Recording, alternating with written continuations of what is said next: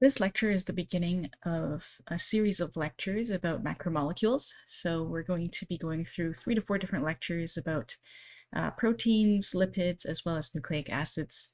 Uh, in this lecture, we're going to be starting with the biophysics of proteins. So the first thing we're going to do is go through a quick recap of just cells and organelles, as well as some forces and interactions. Afterwards, go through building blocks of proteins, which would be amino acids, and then basically go into protein structure and function. So we're going to be starting off with the linear structure of proteins, seeing how hydrogen bonding is going to affect their secondary, tertiary, and quaternary structures. And then, of course, once it assumes a 3D shape, proteins can gain biological function. Apart from that, instead of having mathematical or physical examples and applications, I prefer to go through some protein misfolding diseases or proteopathies. So I will quickly go through the process of how proteins can misfold, and in case they do misfold, what type of diseases can take place. So in the previous lecture, we talked a lot about the Bohr model of the atom, what types of forces there were intramolecularly and intermolecularly, and most importantly, the hydrogen bonding and hydrophobic effect. So in terms of proteins and macromolecules, the intermolecular force that we'll be focusing on the most would be hydrogen bonding. It's extremely important, not just in the self-assembly of these macromolecules and their structures, but also in providing biological function. Okay, so the Bohr-Rutherford model of the atom essentially was just the fact that you can have different orbitals to different types of atoms and different shells. And the whole goal is to try and fill up those valence shells to try and or the whole goal of bonding is to try and fill up those valence shells so that they become inert. So then you have ionic and covalent types of bonding where you're either donating or sharing electrons with another atom to create a molecule. Apart from that, you also have, so these are the two different types. You have ionic bonds on the left and covalent bonds on the right. So either transferring or sharing those electrons. Apart from that, you also have intermolecular forces and weak interactions. So we went through a lot of different examples of intermolecular forces. All you have to know is that intermolecular forces are long-range, weak forces between molecules. They define secondary and higher structures in macromolecules, and of course, their function. You will have to know the different types of intermolecular forces and why they're named the way they are. So know about the electrostatic or Coulomb force. That's the most basic one there is between essentially 2-point charges. Then you have charge and dipole interactions. And then you have van der Waals forces. So van der Waals forces is a group of weak interactions, whether they're induced dipole interactions with other induced dipoles or dipoles. You have the Keesom force, you have the Debye force, and you have the London dispersion force. All three of these forces, they are very weak. They will have different proportionalities to how much force they have. But just keep in mind, just understand the differences between those forces and where they come into play. Most importantly, we did talk a lot about hydrogen bonding. In this lecture, we will be focusing on hydrogen bonding as well, specifically with protein structure. But with hydrogen bonding, a key effect to understand is the hydrophobic effect. So with hydrogen bonding, you have a water molecule, and it's essentially a dipole. It's got two dipoles. It's got an electropositive region where both the hydrogen atoms are, and it's got an electronegative region where the oxygen is. So because of this overall dipole, you end up with a polar molecule. And if you mix lipids or nonpolar substances with a whole bunch of polar molecules, then they're going to create some sort of separation. So this hydrophobic effect will come into play not just with proteins, but especially with lipids in a few lectures.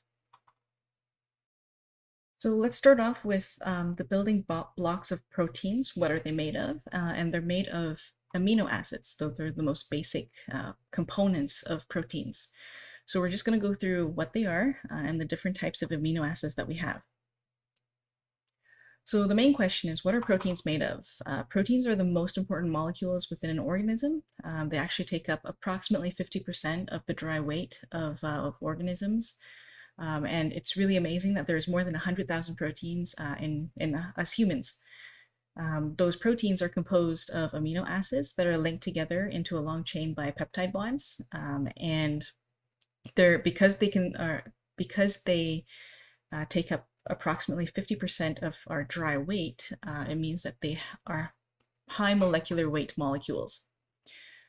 Usually when we talk about proteins, we consider any chain of at least 40 amino acids to be a protein. That's our minimum requirement.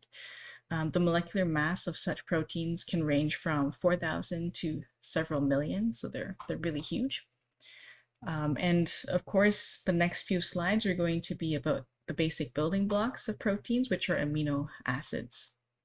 And there are 20 major amino acids. So each of those 20 amino acids are going to have different chemical properties. The general structure is an alpha carbon over here. That's the central carbon, which we call alpha. It's going to be attached to an amino group over here, a carboxyl group, COOH, and then a hydrogen, and most importantly, it's attached to an R group. So between different amino acids, you have different R groups.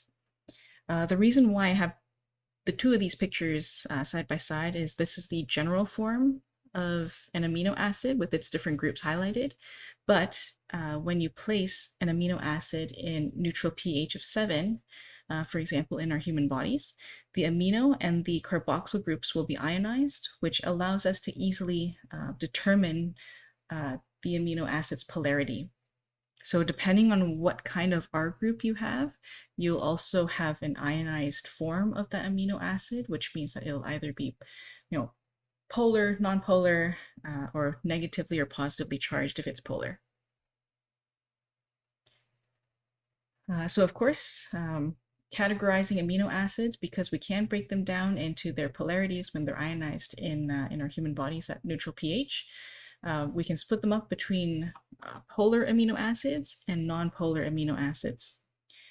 For polar amino acids, we can break them down into further categories. So of course, if it's polar, it has to be charged. It can be negative, it can be positive, or it can be polar but still uncharged.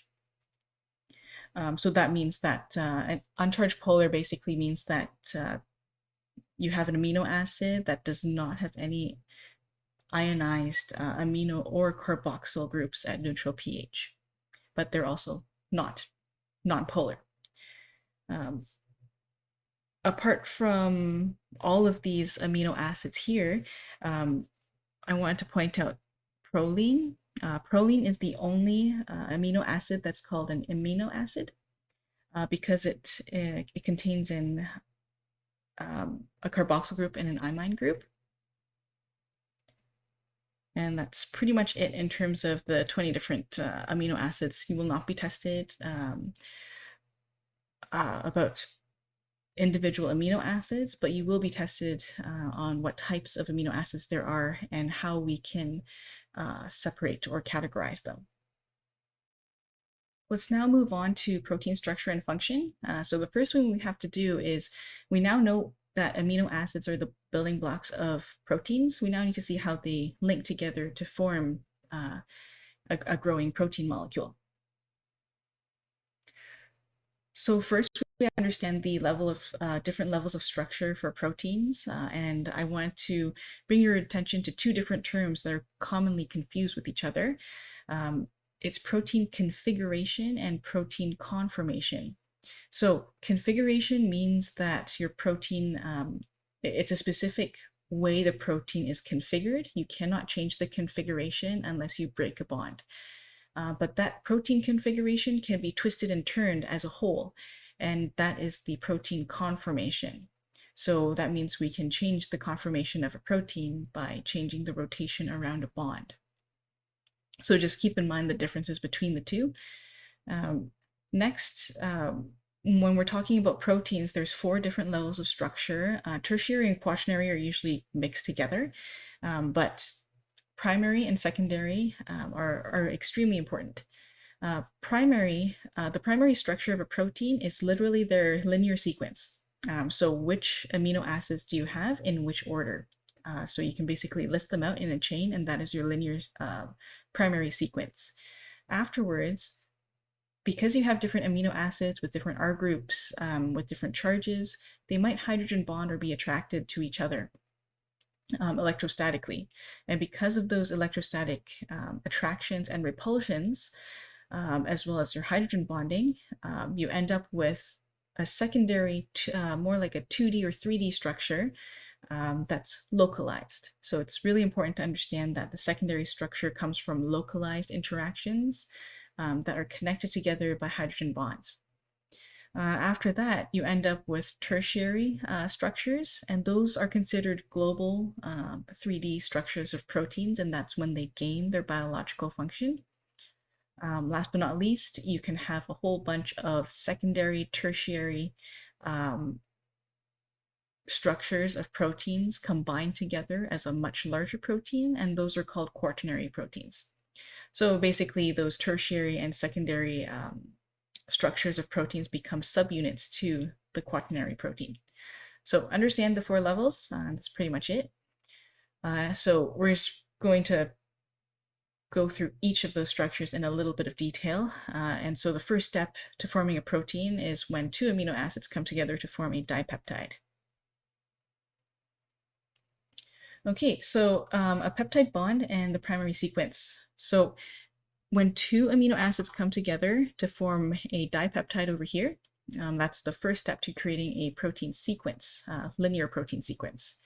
So what happens is you have a hydroxyl, or not a hydroxyl, carboxyl group here and an amino group here. And what's going to happen is the OH and the H are going to come together. We take out the water. It's called a condensation reaction to remove the water, and you end up with a single peptide bond between the 2 amino acids.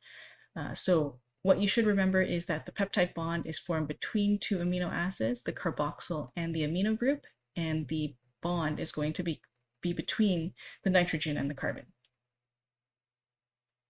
So in terms of a linear sequence, you can kind of express it like this. You just have a bunch of amino acids just chained up together. And in these colored blobs, we've highlighted the different types of R groups, or the side chains. You have your polypeptide backbone, which is what ties it together, but you have these extra R groups, which will give the protein sequence different characteristics and qualities for local interactions. So a protein is a long polymer of amino acids, short sequences that are less than 40 amino acids is usually called a peptide because it's still not long enough to create a protein. So just keep in mind anything above 40 or 50 amino acids will be considered a protein. When we write out the protein sequence, we usually always start with the N terminus up to the C terminus, just so that we have something to base it off of. So we have the linear sequence, and we know that we have those different R groups. Next, we take a look at secondary structure. So because we have those different R groups and we are able to rotate or change the configuration of the linear sequence by different rotations around the alpha carbon, it means that different side chains or R groups will be able to interact with each other locally. It means we can technically twist and rotate those single bonded alpha carbons so that we have preferable interactions between neighboring side groups. So in terms of what kind of interactions can take place, there are 2 main secondary structures you should know about. There's an alpha helix, which has a helical shape. It means that the twisting of your alpha carbon bonds are going to be pretty much symmetrical so that they're rotating around in a helical fashion. Sometimes your R groups or your side chains are going to want to interact with not neighboring not neighboring side chains, but maybe side chains that are um, a few amino acids down the chain or many more. In that case, you might form a beta sheet where you have a chain of amino acids going up, and then it wraps around, and then you have amino acids going down. So it usually has a sheet going up and down like this. So in this case, you have hydrogen bonding between two essentially parallel strands of your protein sequence. So even though you'd have those hydrogen bonds, you don't have biological function yet. We now move on to the tertiary structure. Tertiary structure is basically when the protein sequence obtains a 3D structure. And that's because the protein starts to fold into large globules with interactions between different segments. So you not only have one alpha helix or one beta sheet, you have multiple alpha helices and beta sheets interacting with one another, creating a large 3D structure. And so that is what defines biological activity. You no longer just have hydrogen bonding between individual localized areas. You now have hydrogen bonds, you have hydrophobic interactions, because sometimes you have a hydrophobic core to your protein. You can help stabilize the structure of your tertiary protein with disulfide bonds, and sometimes you even have ionic bonds between two areas that are extremely electronegative or positive. So overall, you get this really large 3D shape, and that is what gives you your biological function. So an example of this would be, for example, the active site of enzymes. You need to have that 3D conformation between those different groups to see if to adjust the active site for an enzyme. So if a molecule is supposed to bind into your enzyme or your tertiary structure, then it needs to have those interactions and those stabilized bonds in place so that it keeps to that structure to allow a molecule or an ion to attach. Finally, just going to talk quickly about quaternary structure. Basically, a whole bunch of your tertiary structures, biological functioning proteins, can come together to create a larger protein. A really good example of this is hemoglobin, which we talked about in the fluid flow or blood flow chapter. Basically, a conjugated protein is a protein that has a bunch of different segments. So those prosthetic groups over here, basically it allows an inorganic compound like iron to be involved in the structure and function of your protein. So that's what's called a conjugated protein with a prosthetic group, where the prosthetic group incorporates an inorganic compound to achieve its function. So an example was hemoglobin with these iron or heme groups that allow iron to attach to them.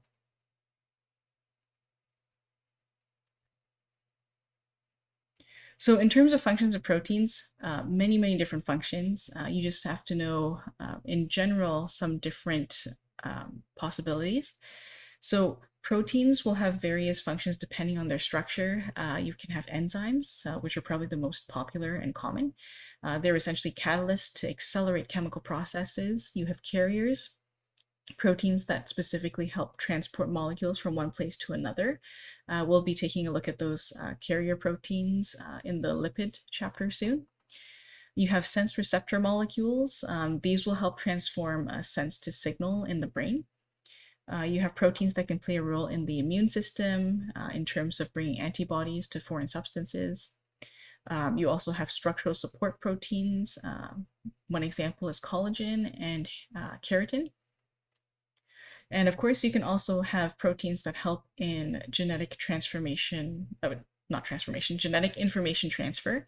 So that's when you have, for example, DNA polymerase, or specifically, DNA helicase to help with the DNA replication process, and other other related processes. Apart from these functions of proteins, what happens if a protein loses its function? In that case, we call that protein denatured, and proteins can be denatured by numerous different environmental factors such as temperature. You can do mechanical force by breaking it apart. It can be ionized, and of course you can add various different chemical agents that cause problems with hydrogen bonding, so that the protein's interactions will start to fall apart. Okay, so for the fun part of this lecture, we get to talk about protein misfolding. And a lot of research is being done with different effects of protein misfolding. So there's a lot of opportunities to get connected with different professors on campus or externally to see how to stop protein misfolding from happening in various diseases. So the first thing I want to talk about is how protein folding happens through an energy landscape, and how that protein folding can go wrong. After that, just go through a couple of neurodegenerative diseases that are related to misfolding. Okay, so what I want to introduce, and we won't really talk about this a lot in this course, but we will talk about it quite a bit in Physics 380 if you choose to take it. It's an energetic funnel of protein folding. So basically, when we talk about an energy landscape, we talk about we're referring to this diagram over here. It's essentially a visualization of where proteins are going to fall towards. So you start off with an unfolded protein, and in physics, we always talk about having a minimum energy or an increasing entropy. So you want to have a native state of protein that has minimal energy and high entropy. So to explain this a little bit more, your protein starts off here unfolded. It drops here, and it can take numerous different paths to get to where it has to be, its minimum energy state. Different paths that it takes can sometimes go wrong. So usually what happens is these proteins falling through all of these energy landscapes, they occur so fast. And if there are any issues, you have these chaperone proteins that help them along the way, just in case they fall through the wrong path. So for example, there's a red path here and a yellow path here. Whichever path it takes, it still ends up in the correct location, your native state of protein. You end up with different types of transient proteins. So these are temporary proteins or intermediates that usually don't stay for long. In terms of what can go wrong, what happens if you end up with an unfolded protein that falls towards, let's say, this alpha domain intermediate, and is just stuck there? Maybe it can't get out and move on to its native state. Then potentially this intermediate is now a permanent structure and is detrimental to some part of your body. Sometimes you might have a very difficult energy or complex energy landscape. So sometimes you might have additional minimal energy states where it's really hard for the protein to actually get to its correct state, but rather fall towards a disease state. So even though you have, let me just draw this out. So let's say that your protein has some sort of, or your energy landscape has a few more drops, like this. So then in this case, which path is the unfolded protein going to take? Maybe it falls towards the native state, maybe it falls towards any one of these three extra divots that I've just drawn here. If you do have a really complex folding pathway, that's where these chaperone proteins come in. And that's why when we're young, the chaperone proteins, we have a lot of them to help out. If the chaperone proteins, as we get older, start to fail, then there's nothing to prevent the unfolded states from entering disease states. So this is a really, really general explanation of what an energy diagram is. Of course, there are exceptions, and it's not always accurate. So what I've presented is just a really brief overview of how we can use energy landscapes to visualize unfolded proteins dropping through a folding pathway. Okay, so in terms of protein misfolding, let's just not care about the proper folding of proteins. Let's care about protein misfolding. What we want to focus on is the alpha helix. The alpha helix in many, many proteins is the most prominent structural motif in their native state. So when proteins become toxic, it's really common for the alpha helix to transition to a beta sheet. And that's a huge problem because the interactions are completely changed. And that means the motif, which gives the protein its function, is going to be changed permanently. So why does this happen and what residues are exposed? So it's a really good thing to understand. So the abnormal conformational transition from alpha helix to beta sheet, just remember, it's a conformational transition. What it does is in an alpha helix, you have a hydrophobic core. And it's there for a reason. When you break up the alpha helix and change it to a beta sheet conformation, all of your hydrophobic amino acids, or the majority of your hydrophobic amino acids that were really happy in the core of the helix, are now exposed.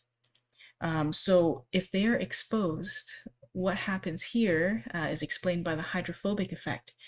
Because you have a whole bunch of hydrophobic molecules or hydrophobic groups, they're going to want to form another hydrophobic core. And so now you have a misfolded protein that has a whole bunch of hydrophobic groups exposed. And now you have another hydrophobic protein with its, or misfolded protein with hydrophobic groups exposed. They're going to want to group together, and that's what we call protein aggregation. So in a lot of diseases with protein misfolding, the reason for protein aggregation is because of the alpha helix to beta sheet transformation, which means that you have those hydrophobic groups that promote the aggregation effect. So the accumulation of misfolded proteins is usually the cause of a specific disease. And unfortunately, as we get older, it's because those chaperone proteins don't work as much. Or you might have a genetic predisposal to a certain disease. But these are all diseases that are called amyloid diseases. And amyloid is going to aggregate.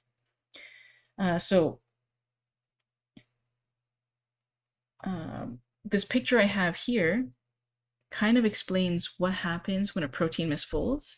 You can have a misfolded protein. Oops, let me just bring the laser pointer back.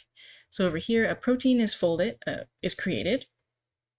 You can have a properly modified and folded protein.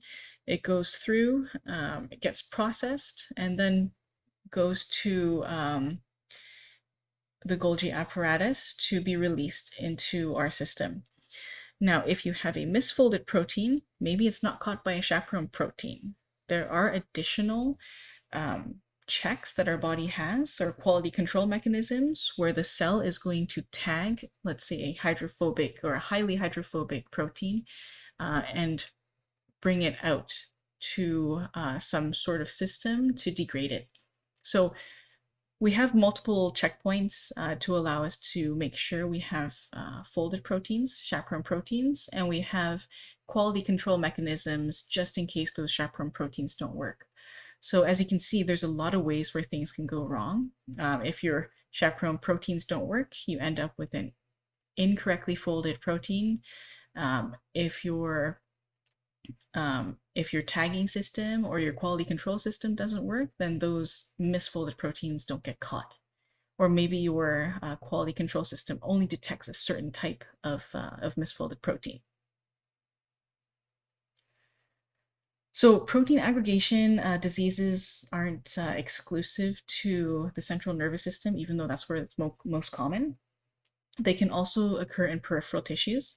So in general, the genes and protein products that are involved in these kinds of diseases are called amyloidogenic.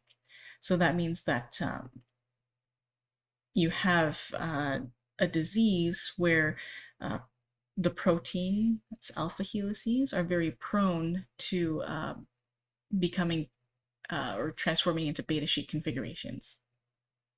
So I just want to go through some common neurodegenerative diseases from protein misfolding and aggregation. I'm very familiar with Alzheimer's disease from personal experience, and also I did a lot of my undergraduate research in Alzheimer's disease under Professor Zoe Leonenko. So if you do want to learn more about it, feel free to ask me. Alzheimer's disease comes from amyloid beta and senile plaques. So your amyloid beta is basically a misfolded protein, or it's a piece of an amyloid precursor protein that's cleaved the wrong way. You end up with a whole bunch of oligomers that can be grouped together and aggregated to form amyloid fibrils. And those fibrils kind of get intertwined into a network of fibrils called plaques. And those plaques deposit on your neuronal cells, and they eat away or degrade the myelin sheath on your axons. So and then of course it causes problems with signal transduction or uh, neuronal cell signaling. So people with Alzheimer's disease have a lot of difficulties remembering things and being able to process things because their myelin sheath is primarily degraded. Then you have Parkinson's disease. It's a malfunctioning protein called alpha-synuclein, if I pronounced that right. Huntington's disease comes from the misfolding of the Huntington protein. Creutzfeldt-Jakob disease is an inherited mutation that produces prions. So this is more of a genetic predisposal to a specific disease. You also have cystic fibrosis, which is the misfolding of the CFTR protein. So as you can see, a lot of different diseases that we've heard of,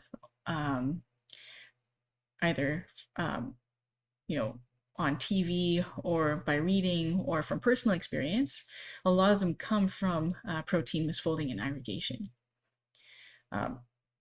So what I wanted to mention from before, the fact that a lot of diseases are not exclusive to the central nervous system, where all of these are from. We call those just amyloidogenic diseases versus neurodegenerative diseases. Some research has been able to tie back protein misfolding and aggregation to type 2 diabetes, inherited cataracts, atherosclerosis, and more. So it's not just localized to the central nervous system. These are associated with the peripheral nervous system as well. So I just want to explain a little bit more about Alzheimer's disease pathology. Like I said, I'm very familiar with Alzheimer's disease. This is actually a drawing or a schematic that I produced for a paper about amyloid toxicity. So there's an amyloid precursor protein, and the amyloid precursor protein, everyone has it. You have it and I have it. And as we age, your beta secretase and gamma secretase, they're going to cleave that amyloid precursor protein. Unfortunately, sometimes when it gets cleaved, you end up with this alpha helix monomer. That alpha helix monomer is then going to interact with your membrane. Potentially, your alpha helix monomer has antimicrobial properties, but then it goes through a change to a beta sheet monomer, and that's where the toxicity takes place. It forms oligomers, which are considered the most highly toxic components of the entire process. These oligomers can interact with the membrane. When the oligomers come together, they can form fibrils. And of course, those fibrils can then become plaques, which deposit onto supposedly your neuronal membrane. When you have these plaques that deposit on the membrane, they are going to start degrading your myelin sheath, and basically the membrane itself, either by integrating into it and then separating the membranes, um, or causing it to disintegrate. So one of the things to look at when you're doing research is, number one, how do you stop these plaques from forming, whether you start from fibrils to plaques or from oligomers to fibrils. The other thing is to ask or to do some research as to how you can prevent oligomers from interacting with the membrane, or for fibrils to interact with the membrane. So there are a lot of different ways to take a look at how to prevent what we call fibrillation of the oligomers, and also to prevent their interaction with the membrane. So many different things to take a look at. Apart from just looking at the molecular side of things, you can also take a look at detecting Alzheimer's disease. To this day, there is no good mechanism to detect Alzheimer's disease. So Professor Leonenko's group works on the molecular mechanism of Alzheimer's disease. You also have other groups on campus here. You have Professor Melanie Campbell. She works on detecting amyloid plaques through the eyes. So two different sets of experiments to perform. Other professors in different universities also would focus either on Alzheimer's disease detection or different aspects of the molecular mechanism of Alzheimer's. So just to explain the amyloid plaques a little bit, this is a picture of a healthy brain. So you have a healthy brain here, and you have a neuron with an axon. These axons are going to help with the propagation of a signal from one side to the other. So the axon is covered by a myelin sheath, so a bunch of microtubules that surround it, and they're stabilized by what's called a tau protein. So you can kind of see that they're very linear, and this is considered healthy. When you have those amyloid plaques, they're going to deposit onto that myelin sheath, and they're going to basically wreak havoc on the tau proteins. What's going to happen is it causes a neurofibrillary tangle of tau proteins, which prevents it from stabilizing your microtubule.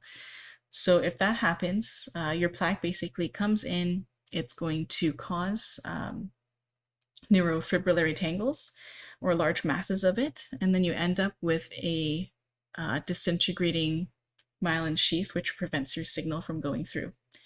So in an Alzheimer's brain, you can kind of see all these extra gaps in the brain. You can also consider it to be your brain shrinking. You have all of this matter over here on the left side with the healthy brain, and on the Alzheimer's brain image, you can kind of see that either significant neuronal cell death has occurred because of lack of any signals, or the fact that there are just a lot of deposits in the brain. And at this moment, usually with a lot of Alzheimer's patients, it is really hard to detect the severity of the disease until it's too late. Most of the diagnoses of Alzheimer's officially is done through a post-mortem autopsy. So let's go through a quick summary of what you have to remember. So what did we talk about in this lecture? Talk about amino acids. You should probably know the structure, how to categorize them. Know about how two amino acids can come together through a peptide bond and a condensation reaction.